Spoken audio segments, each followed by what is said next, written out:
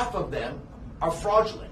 Half of the 1,800 hospices should not be in business if we are able to identify the red flags. And that's what we're basing these numbers on. These are not random assumptions.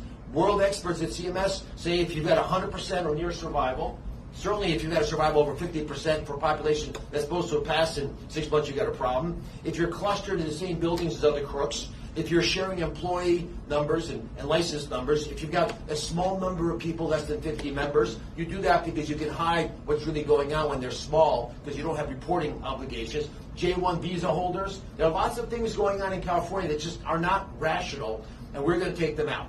These defendants that you heard about, there were 7 hospices. I want to pat them on the back.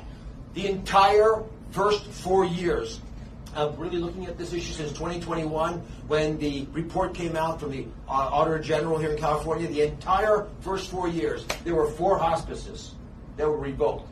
4 hospices. 7 of them were, criminal charges today. So you see a dramatic and appropriate shift. There are other people involved that the U.S. Attorney's going after. Farida Javarian, probably read about last night, was had her billing privileges revoked by CMS yesterday. She had generated $127 million of billing.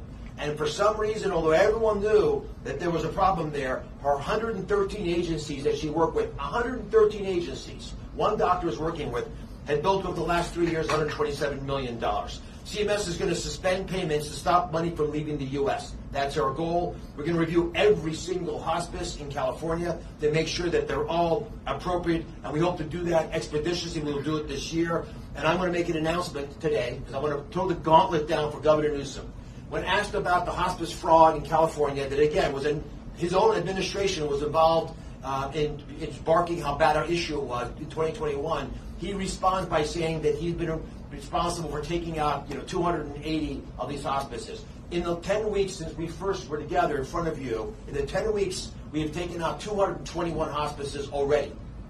221. We will surpass the governor's achievements in the first 4 years within the month, we believe. And so we need to get serious, and we don't see that happening in California. The ecosystem is rotten.